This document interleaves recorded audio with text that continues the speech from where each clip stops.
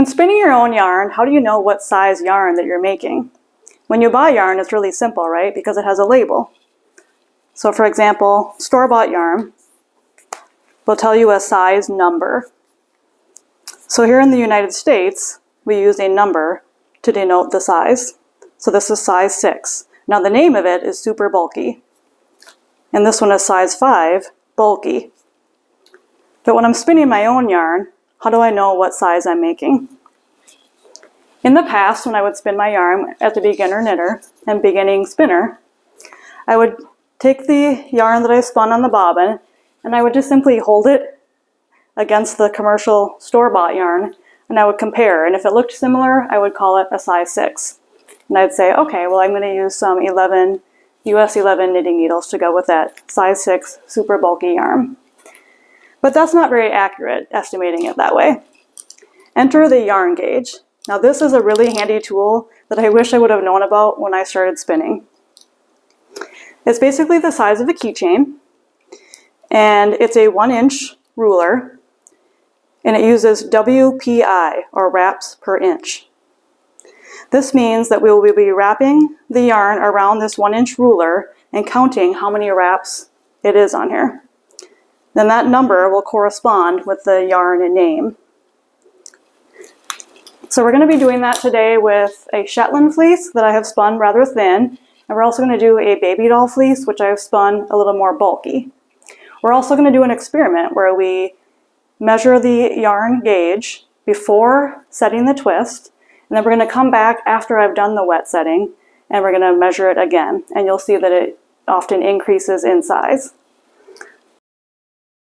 So let's have a seat over here at my bobbin. The first example will be Olympia's fleece. Now this is one of my Shetland ewes named Olympia. This is a beautiful black fleece.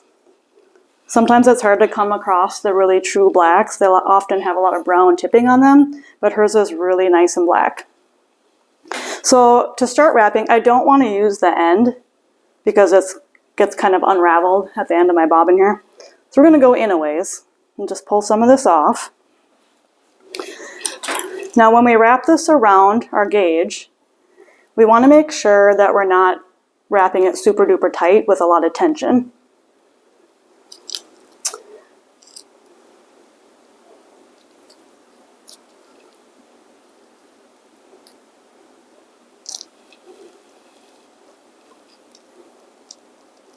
So I'm going to start on the left and start working my way towards the right. It's really tempting to put a lot of tension on there, but try not to. And you also want to have them right next to each other. So we don't want to have gaps. So you may need to use your finger here to just slide it over so we don't have any gaps. And I'm just gradually unwinding it off of the bobbin as I go.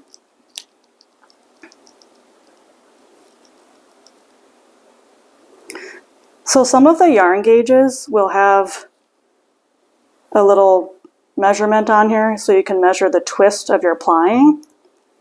But since I don't do plying, I prefer singles. I didn't buy one with that because I don't need it. But that is another feature that you can buy. Now this one I prefer because it has engravings on the side where you can hold the yarn in it and look at it that way too, so we'll also do that. So I'm just a little bit off here. I think I'm going to try to slide that over. Okay, and I can fit another wrap. Okay, so now we just need to simply count how many strands are on here.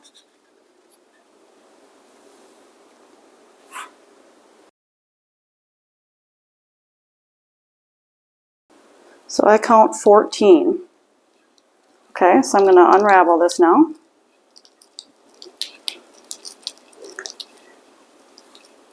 Sometimes with spinning we don't get consistency throughout the spin, so if you want to grab a different section of yarn and try that and repeat it, go ahead. So according to the number here with 14 wraps per inch, that would be fingering. So on a second method, and which is why I like this particular gauge that I bought, is you can also hold the yarn into the engraved area here. And you can see that that's pretty accurate actually, holding it into the fingering slot. On Sport, it actually fits pretty good in that one as well. And DK is a little big actually. So as far as the engraved area here, it would fit in either the Sport or the fingering. But we know that I had 14 wraps per inch. Like I said with spinning though, I'm not always 100% consistent. I do tend to get a little bit of thick and thin with my consistency, so I'm either a fingering or a Sport. So the next thing I've done is I've made myself a handy chart so that I can convert the name of the yarn to the US size, because I'm used to using the US sizes. So a fingering would be considered size 1 in US, also called superfine. And the recommended needle size for knitting is size 1 to 3. And the Sport is a size 2 with a fine weight and a needle size of 3 to 5.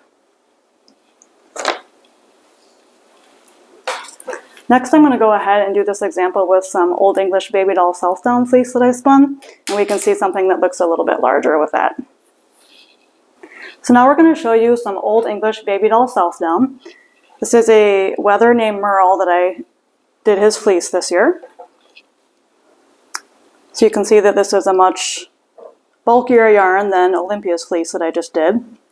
And also with this particular fleece, you're going to notice that there's a lot of thick and thin. It's less consistency. So again, I'm pulling quite a bit off. I don't want to get the end. I want to kind of get a little bit more in the middle. Okay, so we're going to start wrapping this one again.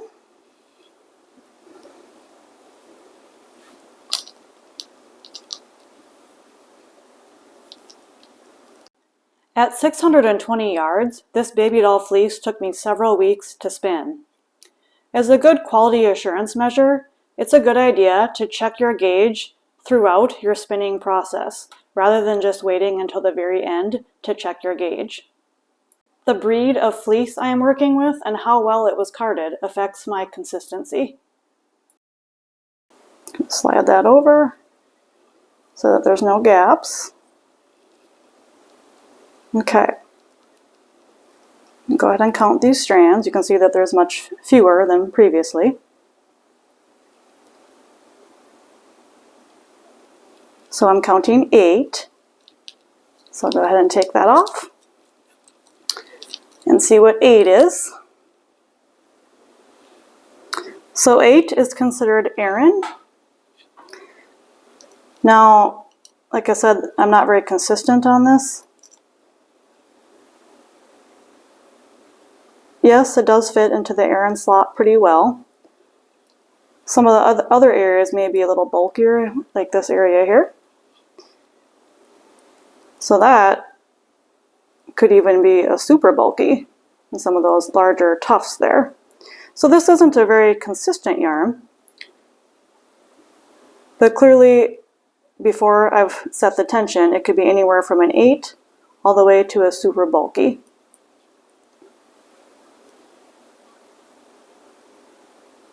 But I do think that the WPI is pretty accurate, and I think generally speaking I would go with the 8 or the Aran. Now when we set the twist, we will be redoing this experiment to see how much the size can change after doing the wet setting. But I really recommend this yarn gauge. It is a lifesaver. I can't believe I didn't know about it when I first started spinning. I got mine in Etsy, so I will put a link in the description if you're interested in buying that. To learn more about wool processing, I do have a playlist on YouTube showing all of the steps from shearing all the way to finishing the yarn. So be sure to check out that playlist. I've finished setting the twist and the yarn is finished. The next step is to get some more information so we can make labels. First we will weigh the baby doll yarn.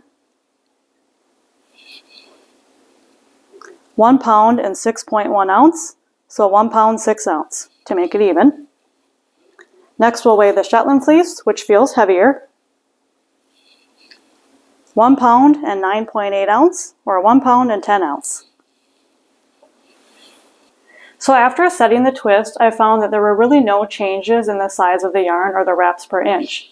What I did notice is that I have a lot of inconsistencies where I've spun thick and thin, and it does change throughout the yarn ball. I think this is pretty realistic for home spinners, that we don't always spin 100% consistent, and there are going to be areas where it's thicker and thinner. So this does make it a little tricky when you're trying to decide what is the size of your yarn. So I'm going to kind of do an average and go with the smaller size instead of calling it the larger size. So let's take a look at my labels I'm making for the yarn, and we'll talk a little bit more.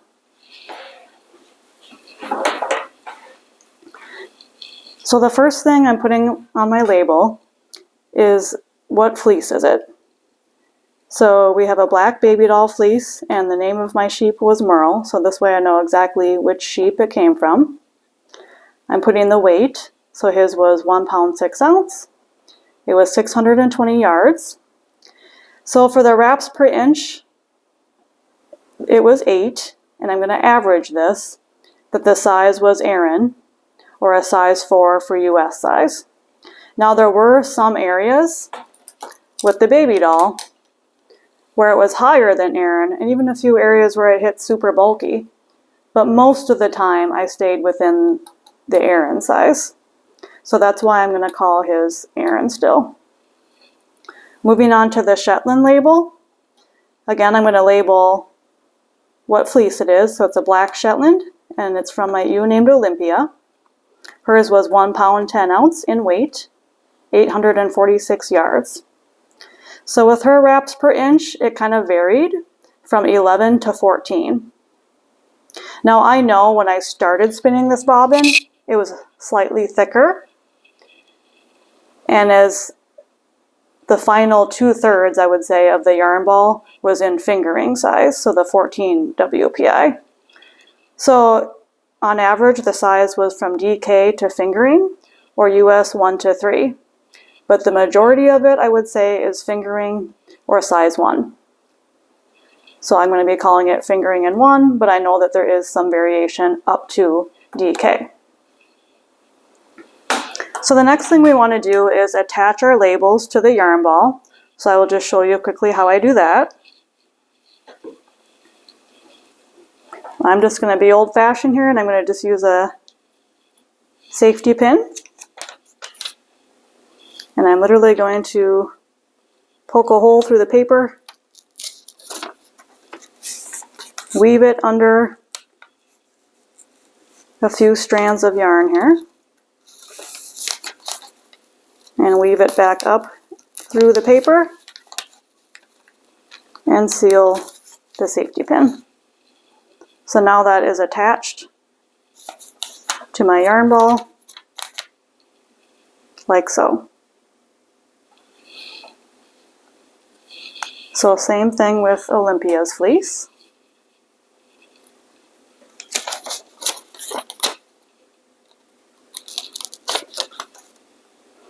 So the next part is the fun part, where you get to go find a pattern and decide what you want to make with your yarn. So now we know how many yards we have, and on average what size yarn it is. So we can select our pattern and select our needle sizes that we will be using for this yarn.